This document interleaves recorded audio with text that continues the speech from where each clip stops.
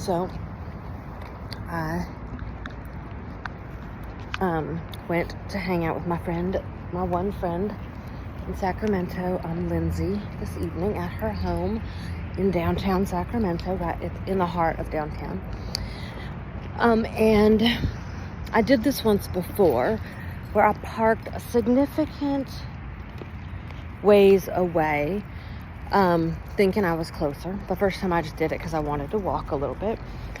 But then tonight, when I was going, I saw up ahead what appeared to be the endings of some kind of fair or festival or something.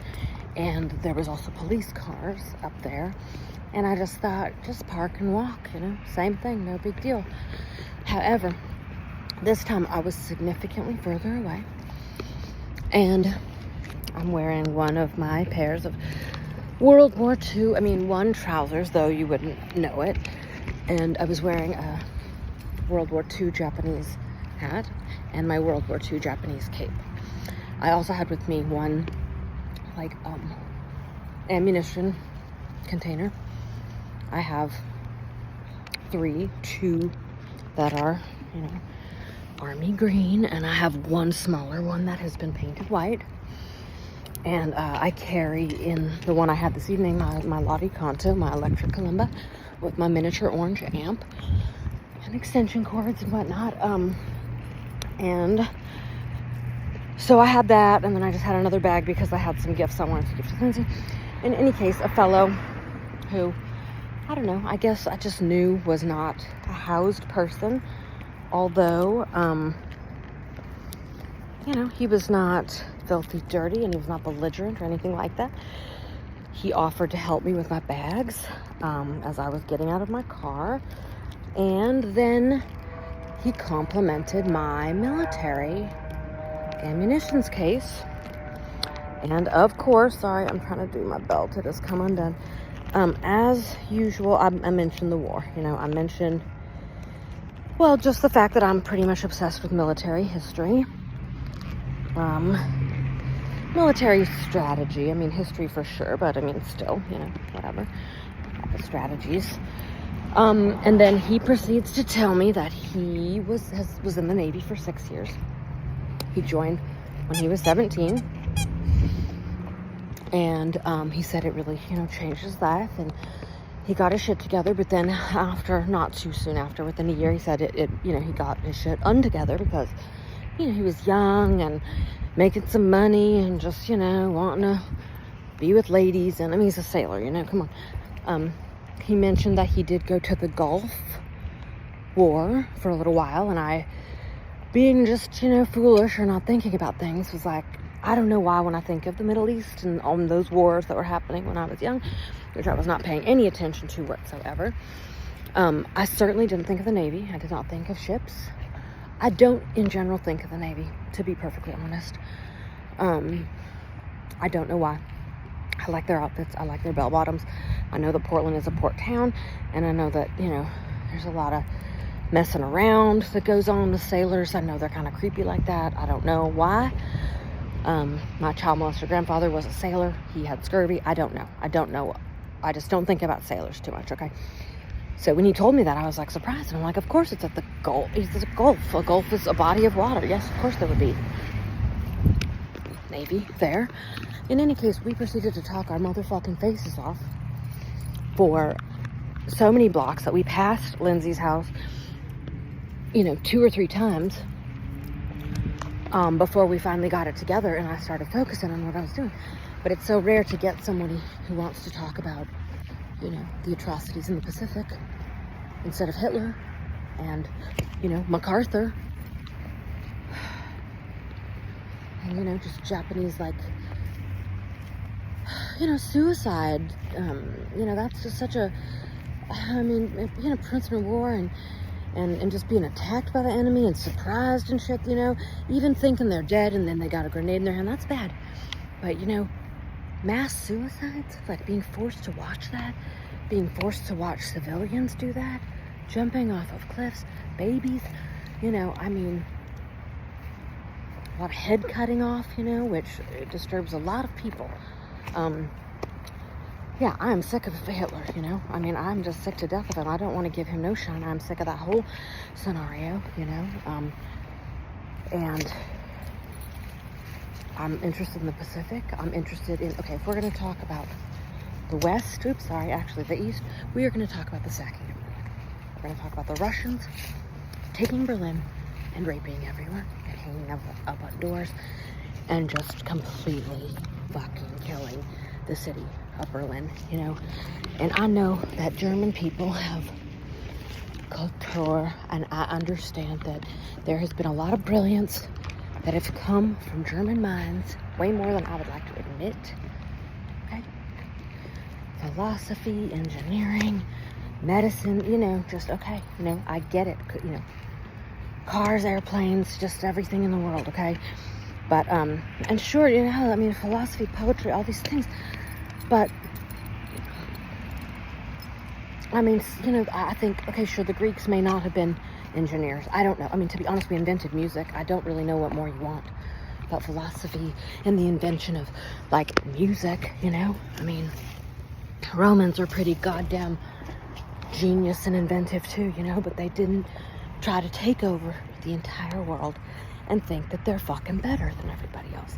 Enough so that they think they should just be able to kill whoever the fuck they want, you know? And again, after listening to so many, you know, different perspectives about World War I and just the Germans kind of, and I've come to understand more of the mindset. You know, I think Goethe said something loosely, this is not in a direct quote, but just like, you know, for the German mind, if they had a choice kind of between freedom and, you know, justice, they would choose justice. Their minds just aren't comfortable with freedom. They need rules and, you know, but that still don't mean that you are better than everybody else, you know? That's the thing that gets me. Everybody seems to hate the Jews, and I do not understand why. I don't. I really don't. But, you know, they sure turned that into everybody. You know, a lot more people than Jews. And World War I had nothing to do with the Jews. They just thought they were better than everybody in all of Europe, you know? And that they were just being picked on and not given a fair chance, you know, to be better than everybody. I mean, how dare you? You're a new fucking country. You're better than Britain? You're better than fucking France? Oh, and Russia? I mean, what the fuck ever made you think that? You know? Look for her toy. God damn it, I'm always throwing her ball under the fucking car somewhere. Oh, fuck. There it is. I mean, Kaiser Wilhelm II, you know, deprived of oxygen at birth. Not only did it make him have a gimp arm, you know, they do not know what the effects of that were on his actual brain. Oh my god, this is so in the most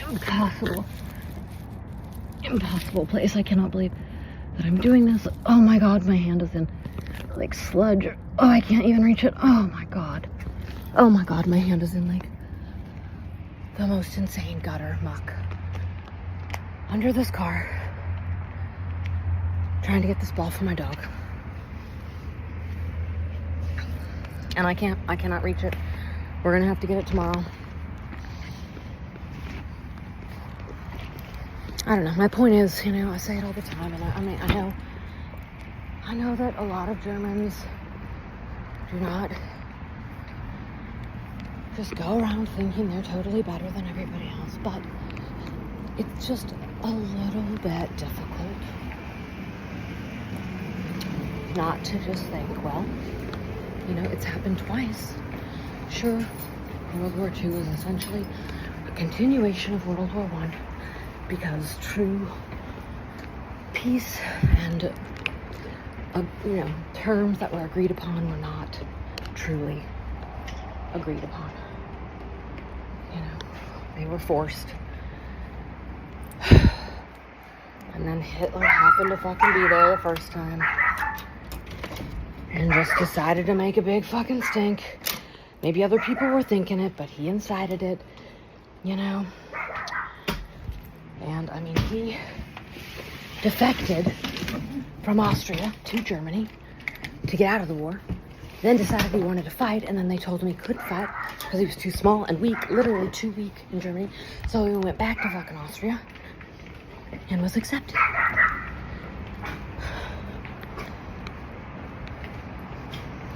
You know? And he started the whole goddamn thing, you know? But I mean, he was a better talker than Kaiser Wilhelm, you know, but thank God Kaiser Wilhelm had, you know, proper fucking military men. Hitler was just a fucking piece of shit. Liked to hear himself talk. In any case, it was great to just at least get to talk about MacArthur for a second with someone who cares.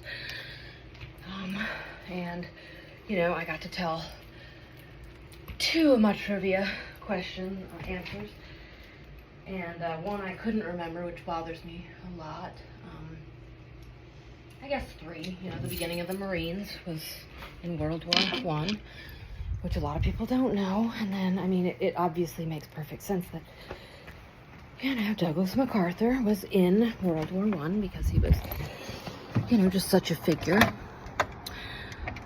But that, you know, he was in something called the Rainbow Brigade, the 42nd Division Rainbow Brigade. And this is what bothers me, because I can't remember what, it was a lecture at, like, the World War I Museum or a college. And, it was a quote from him in regards to his general, whose name I believe is Giraud. And he gave, like, just the best possible fucking compliment you could give any general anywhere at any time.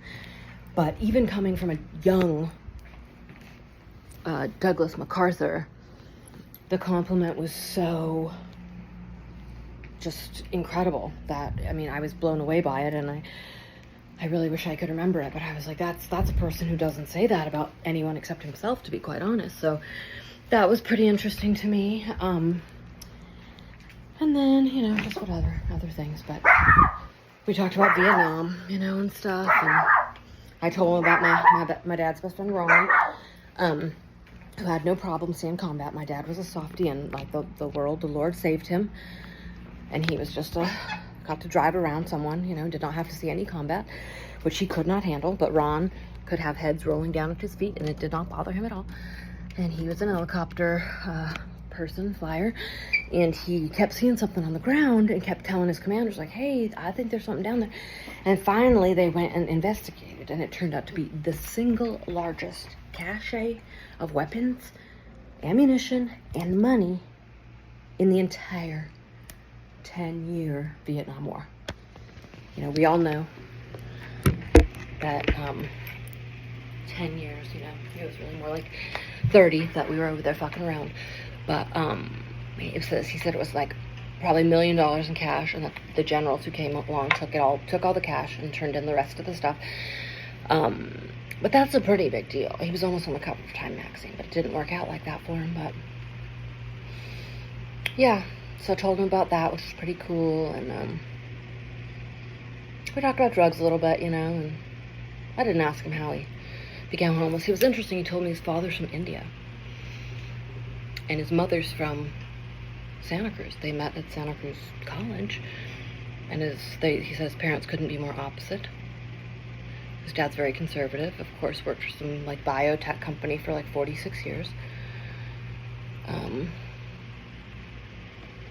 Yeah, and he's from San Jose, and his name was Mark.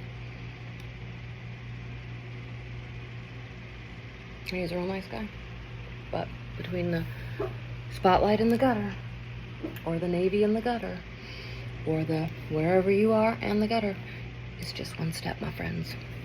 Remember that.